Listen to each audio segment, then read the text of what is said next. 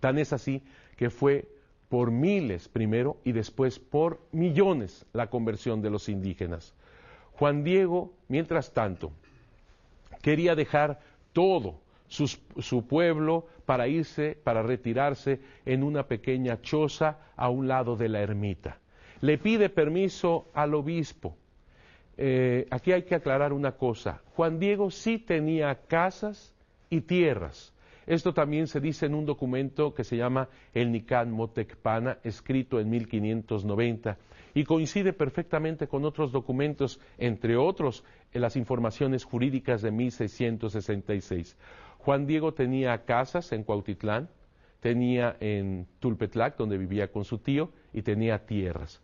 Pero hay que aclarar que no era un hombre rico, sino que era la manera de vivir indígena. Es decir, ellos se casaban, tenían algunas tierras, cuando los hijos, los nietos y demás se iban casando, ahí mismo vivía toda la familia, se le construía un cuartito para esa nueva pareja, el otro cuartito para la nueva familia, el otro cuartito para la nueva familia, y se iban haciendo estos núcleos familiares tan grandes que también repartían entre ellos las tareas del campo. Así que, si bien era un hombre que tenía casas y tierras, pero no era un hombre rico, sino que vivía precisamente en esta forma indígena.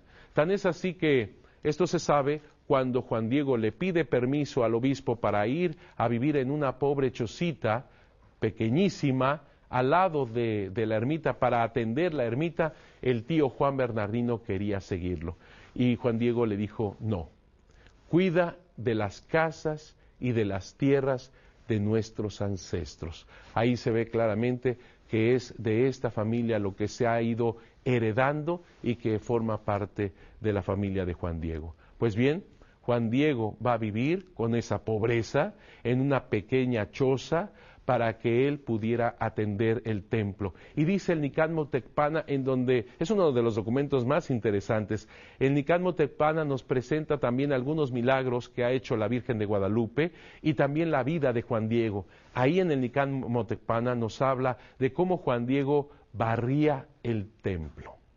Esto es algo muy importante, porque para nuestros días alguien que barre el templo, que hace el aseo del templo, es como una persona de servicio, de lo último. Ciertamente hay este significado también para los indígenas, pero no hay nada de desprecio. Al contrario, solamente las personas dignas eran las que podían barrer los templos indígenas. Era la mentalidad de Juan Diego también, a lo indígena. Solamente las personas dignas, reconocidas en el pueblo, podían barrer el templo. ¿Por qué? Porque significaba que limpiaban, preparaban el camino de la llegada de Dios. Fíjate qué interesante. Es algo así como Juan el Bautista, que prepara el sendero para la llegada de Jesucristo, el Mesías. Algo así. Juan Diego le pide al obispo, el obispo concede, se hace esta choza por mano también de los paisanos de Juan Diego, de Cuautitlán. Hay una referencia muy importante a esto en las informaciones jurídicas de 1666, en donde se habla que ahí están los testigos que vieron en pie la dicha casita donde vivía Juan Diego y donde atendía Juan Diego.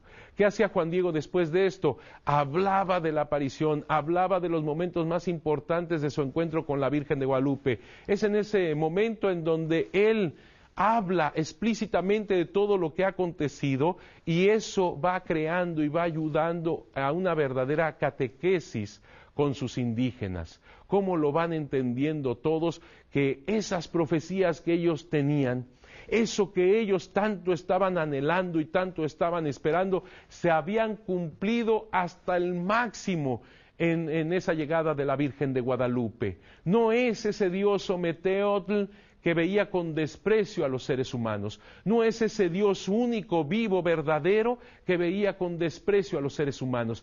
Es ese Dios único que ve con amor a los seres humanos.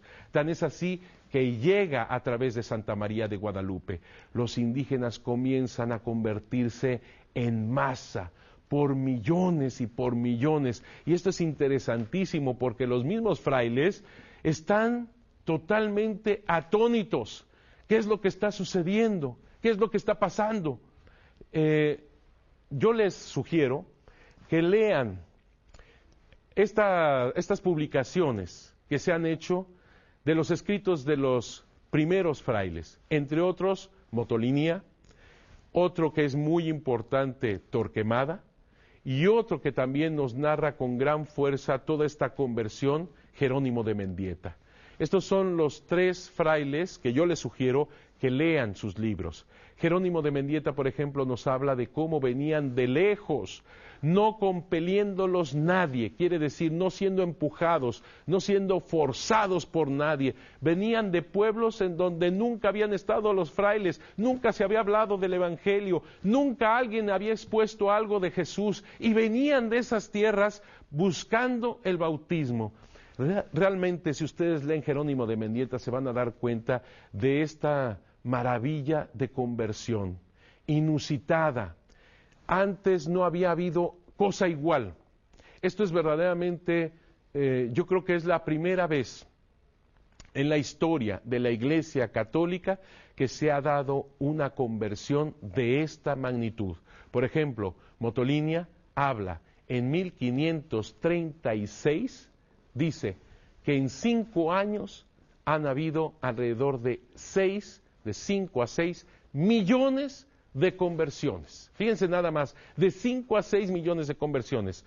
Para 1540 aproximadamente, 1539, ya se podrán imaginar ustedes los millones y millones y millones de indígenas que se convirtieron.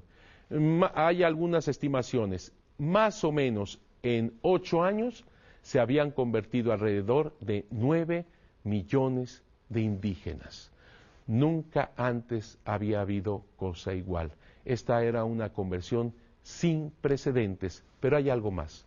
Fray Juan de Zumárraga, aquel que en 1529 había escrito al rey: si Dios no interviene, con remedio de su mano está la tierra que se pierde, en 1539, es decir, 10 años después de que él escribió esto, le escribe al rey una carta en donde le dice: Su Majestad, quizás quiere Dios que desde las Indias, recordemos que así llamaban a todo el continente, desde las Indias quiere Dios la reforma universal que se tiene que dar.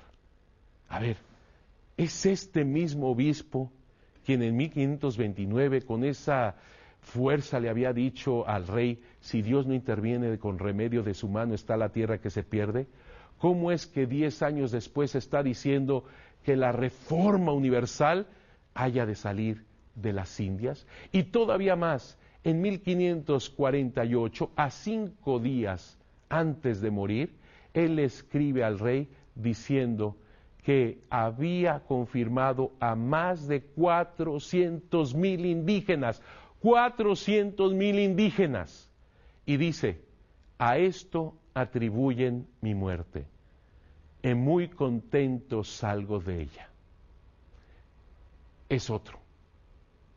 Le atribuían su muerte al gran esfuerzo que hizo por esas confirmaciones. Y si es así, que por eso entrega su vida, dice él, muy contento salgo de ella. Yo creo que la primera gran conversión fue la del corazón de la Iglesia. Esto es de lo más importante. Este es el milagro de milagros. No se pierdan el próximo programa con más de Santa María de Guadalupe.